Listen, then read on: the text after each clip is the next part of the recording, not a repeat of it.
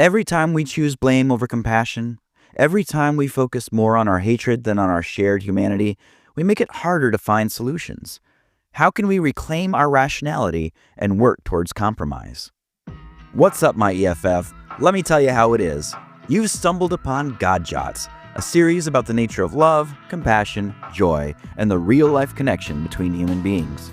I'm Ender Bowen, Nashville, Tennessee rock pop artist, author, husband, father, complete dork, and aspiring compassionist. Sit back, relax, and be prepared to laugh, cry, maybe even cause some natural disasters for some reason.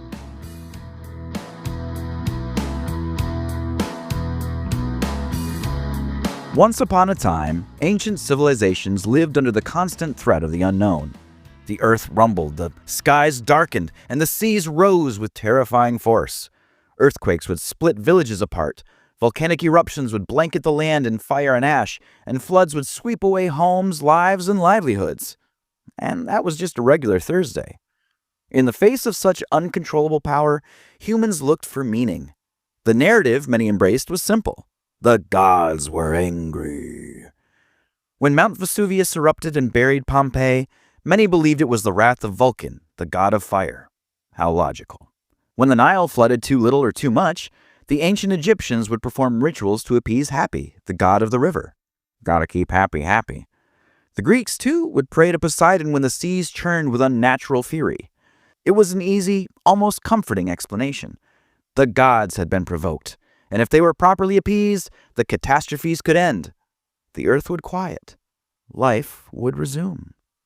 It seems laughable now, from our vantage point of satellites, weather apps, and seismographs. We understand plate tectonics, atmospheric pressures, and climate patterns. We know that volcanic eruptions and earthquakes aren't personal punishments, but natural processes that have been occurring for millions of years. But here's the thing. We might have outgrown the belief in vengeful gods, but have we really moved past the need to pin catastrophe on something or someone? Today, instead of trembling before the wrath of gods, we shake our fists at the people we blame for the world's troubles. It's as if we've merely replaced the gods with new, human scapegoats, assigning them an almost godlike power over every disaster or failure we face. Instead of deities raining fire and brimstone, it's the politicians, the business moguls, the celebrities, and anyone from the other side of the political divide. It's them, we say, who are to blame for the chaos in our lives. If you're like me, you've probably felt that gnawing sense of unease about the state of the world. It's easy to feel like everything is spiraling out of control. Wildfires, floods, political corruption, social unrest, more seasons of The Voice. And in the midst of this madness, we instinctively search for someone to blame, someone who can embody the chaos, someone whose existence justifies our anger. Politicians? They're easy targets. Pick one. Any one of them will do. Some people will point at the current administration and say, hey, they're responsible for the natural disasters. Look at their policies. They're ruining everything. Others will accuse their political rivals.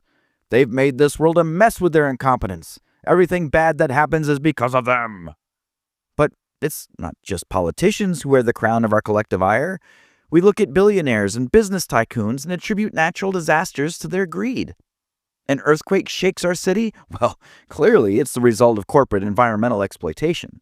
A hurricane devastates a coastal town? Well, it's those oil magnates' fault. How dare they contribute to climate change? And that's if we aren't outright saying they straight up made the darn thing. We fixate on individuals or groups we already dislike, elevating them to the status of gods in our minds. We imagine that they control everything, that they're orchestrating all the calamities from some dark corner of the universe.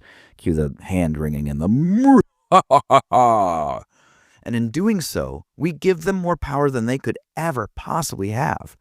We turn them into these all-seeing, all-doing villains who can bend the world to their will. It's really absurd if you step back and think about it. Actually, no, it's absurd even if you don't step back and think about it. But it's an absurdity we indulge in every single day. Why do we do this? Well, I think it's because there's a certain comfort in having a scapegoat. If we can blame all of the bad things that happen on people we already hate, we don't have to face the complexities of life. The world feels simpler, less chaotic. We don't have to wrestle with the messiness of nature or the randomness of disaster. Instead, We channel all of that uncertainty into a face, a human face, a group we already mistrust. But here's the problem. This isn't helping. In fact, it's making everything worse. We're building up more walls, deepening the divides, and fortifying our own echo chambers. We're losing our capacity for compromise. After all, how can you find common ground with people you've turned into monsters? It's this toxic mentality that stops us from making real progress. We're so busy demonizing those we don't agree with that we can't see the big picture. We think that by blaming others, whether they're on the left or the right, whether they're rich or poor, we're justified in our anger. But all we're doing is perpetuating a cycle of hatred that makes it impossible to solve anything. Okay, so how do we break out of this? How do we step away from this pattern of blame and division? First, we need to start acknowledging the truth. No single person, no single group, no single politician has the power to control everything that happens in our world. The problems we face are far more complicated than we'd like to admit. And yeah, they require complex solutions. Solutions that we will never find if we keep hurling blame like lightning bolts at our enemies.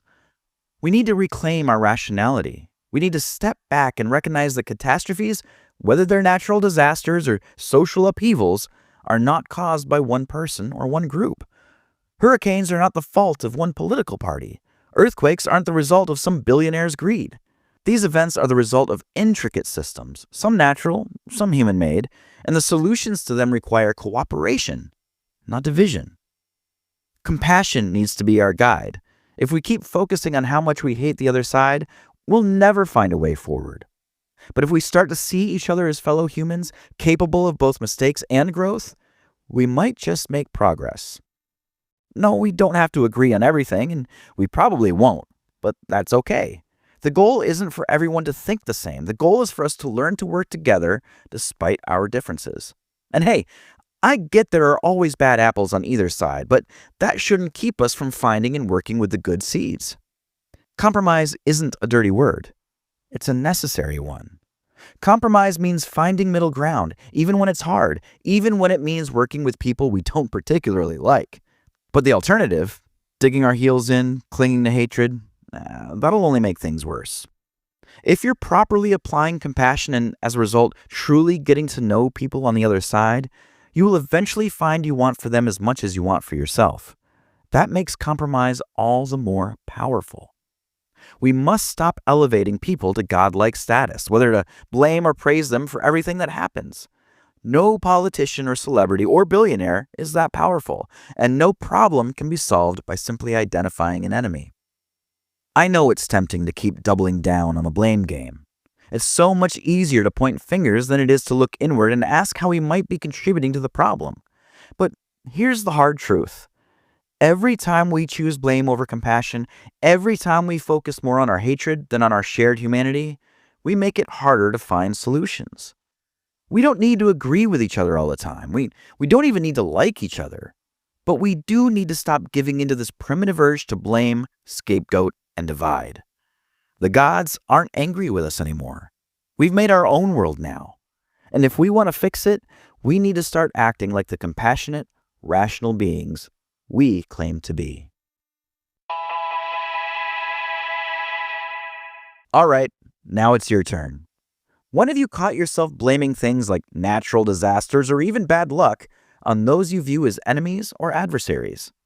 Why do you feel you've done this?